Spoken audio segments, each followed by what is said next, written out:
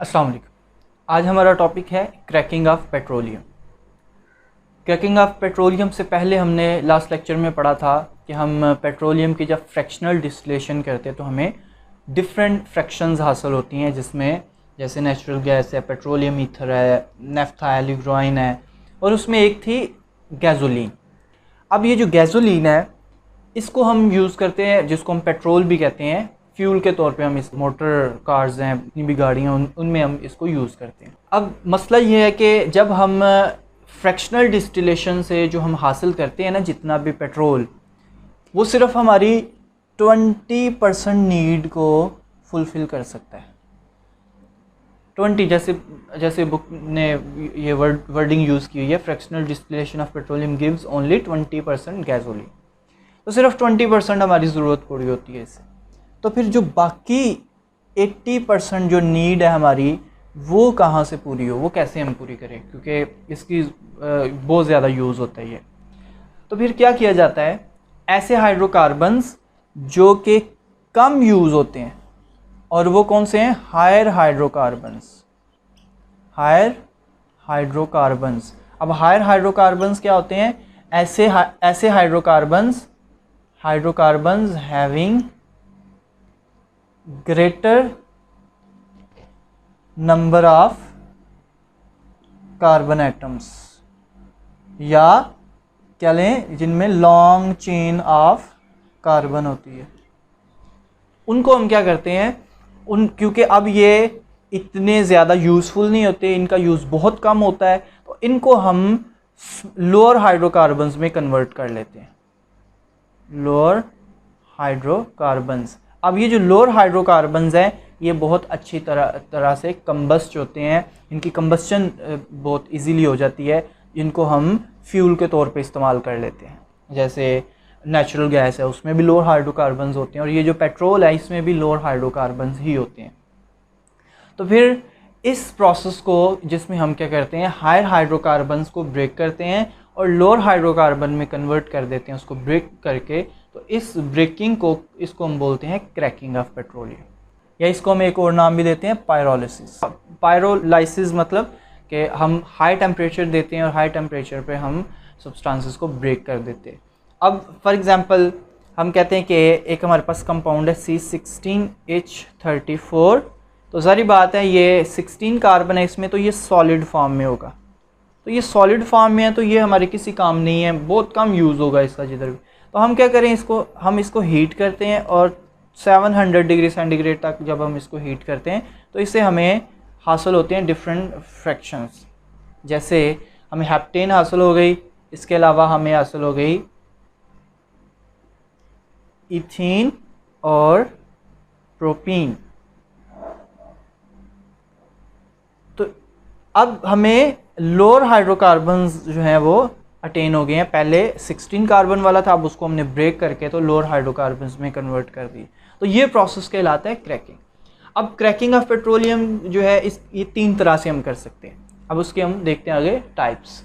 Cracking की 3 types होती हैं। हम 3 तरह से हायर हाइड्रोकार्बन्स को ब्रेक करके लोअर हाइड्रोकार्बन्स में कन्वर्ट कर सकते हैं, जिसमें थर्मल क्रैकिंग, कैटालिटिक क्रैकिंग और स्टीम क्रैकिंग।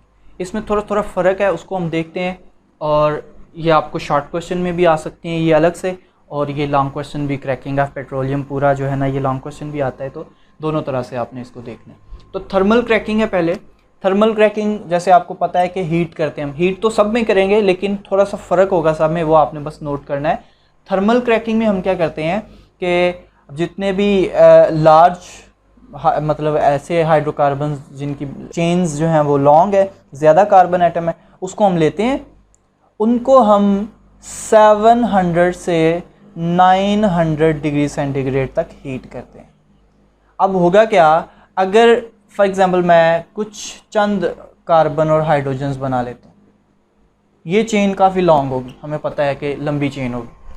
जब हम हाई टेम्परेचर देते हैं ना, तो ये बॉन्ड यहाँ से क्या कर जाते हैं, ब्रेक कर जाते हैं, क्योंकि बॉन्ड की एनर्जी होती है, उसको ख़ास एनर्जी चाहिए होती है, और वो ब्रेक हो जाता है, जिसको बॉन्ड एनर्जी भी हम बोलते हैं इसकी। तो जब इनको एनर्जी मिलती है तो ये ब्रेक कर जाते हैं। ये बॉन्ड भी ब्रेक हो सकते हैं और कार्बन कार्बन बॉन्ड भी ब्रेक हो जाता है। तो जब हम हाई टेम्परेचर देते हैं तो उससे क्या होता है कि हाई टेम्परेचर देने से और हाई प्रेशर भी इसको हम देंगे, जिससे क्या होगा कि जो हाई हाइड्रोकार्बन्स होते हैं वो ब्रेक डाउन होके तो लोअर हाइड्रोकार्बन्स में कन्वर्ट हो जाते हैं। इससे हमें किस तरह के प्रोडक्ट्स हासिल होते हैं, नेचर ऑफ प्रोडक्ट, इससे हमें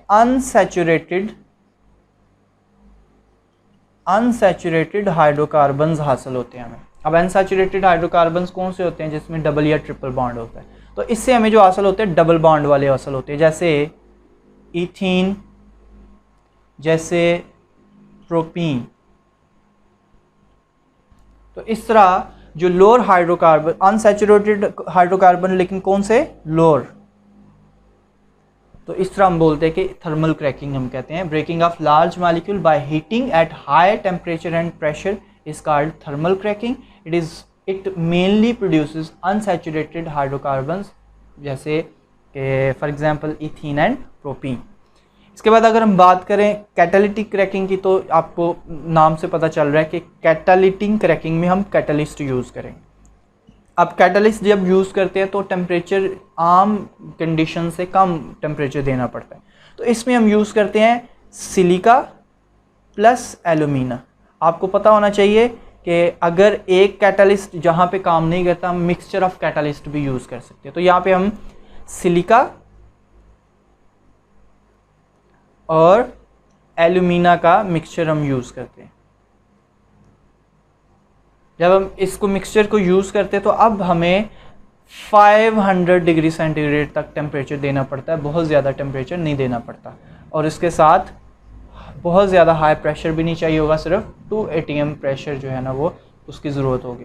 तो क्या किया जाता है कि इससे जब हम हायर हाइड्रोकार्बन्स लेते हैं, हायर हाइड्रोकार्बन्स, उन पे ये कंडीशंस अप्लाई करते हैं, उस पर सिलिका, एल्यूमिना और 500 डिग्री सेंटीग्रेड टेम्परेचर और 2 atm प्रेशर, तो उससे क्या होता है, लोअर हाइड्रोकार्बन्स हासिल होते हैं। अब इसमें लोअर हाइड्रोकार्बन्स किस तरह के हासिल होते हैं, जो प्रोडक्ट नेचर है प्रोडक्ट की वो किस तरह का हासिल होता है, तो हम कहते हैं कि कैटालिटिक क्रैकिंग ये ख़ास मेथड है जिसमें हमें कि एक बेटर क्वालिटी गैसोलीन हासिल होता है। इसमें हमें गैसोलीन हासिल होता है, और वो भी क्या होती है उसकी क्वालिटी, बेटर क्वालिटी। अब क्वालिटी किन फ्यूल्स की बेटर होती है, किसकी कम होती है और किसकी अच्छी क्वालिटी होती है, इसको हम नेक्स्ट लेक्चर में ज़्यादा तफसील से देखेंगे। लेकिन यहाँ पे आपको जस्ट एक चीज़ ज़हन में होनी चाहिए कि अच्छा बेटर क्वालिटी उस फ्यूल की होती है जिसका ऑक्टेन नंबर ज़्यादा होता है। ऑक्टेन नंबर को भी नेक्स्ट लेक्चर में तफसील से हम देखेंगे, लेकिन इसमें ऑक्टेन नंबर को सिंपली आपने याद रखना है, ऐसे फ्यूल जिसमें ब्रांच्ड चेन हाइड्रोकार्बन्स होंगे। ब्रांच्ड चेन किसी फ्यूल में जो कंपाउंड्स हैं, जैसे पेट्रोल है ना, पेट्रोल एक कंपाउंड का नाम नहीं है, इसमें मिक्सचर ऑफ कंपाउंड्स होते हैं। तो जितने ज़्यादा ब्रांच चेन कंपाउंड्स होते हैं वो फ्यूल उतना ही अच्छा जो है वो उसकी क्वालिटी उतनी ही अच्छी होती है ब्रांच चेन हाइड्रोकार्बन से। तो इसको हम नेक्स्ट लेक्चर में एक्सप्लेन करेंगे रिफॉर्मिंग में। तो इसके बाद हम कहते हैं कि इससे फिर हमें क्या हासिल होता है, बेटर क्वालिटी गैसोलीन हासिल होता है जिसका कि ऑक्टेन नंबर ज़्यादा होता है। आपने अक्सर सुना होगा हाई ऑक्टेन फ्यूल, जब भी बात होती है फ्यूल की, पेट्रोल की प्राइसेस भी जब आती हैं तो दो तरह का होता है। एक आम फ्यूल जब बात करते हैं, और जब स्पेशली उन्होंने कहना हो हाई ऑक्टेन फ्यूल तो वहाँ पे जिक्र करते हैं इसका। नेक्स्ट लास्ट पे है जी स्टीम क्रैकिंग। अब स्टीम क्रैकिंग में आपको पता चल रहा है कि यहाँ पे हम स्टीम का जिक्र कर रहे हैं, तो इसमें हम लेते हैं स्टीम,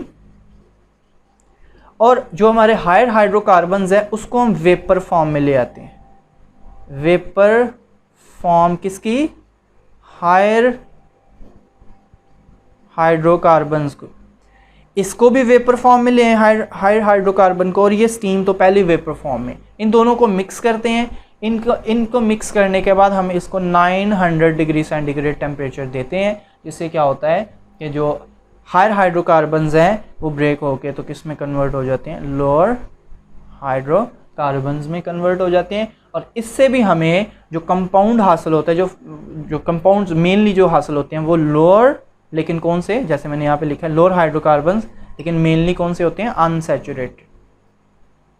अनसैचुरेटेड, जैसे डबल बॉन्ड या ट्रिपल बॉन्ड। लेकिन यहाँ पे हम जिक्र करते हैं कि जो डबल बॉन्ड वाले हैं, जैसे इथीन है, जैसे प्रोपीन है, तो इस तरह हम बोलते हैं कि ये हम क्रैकिंग करते हैं। तो ये 3 टाइप्स हैं क्रैकिंग।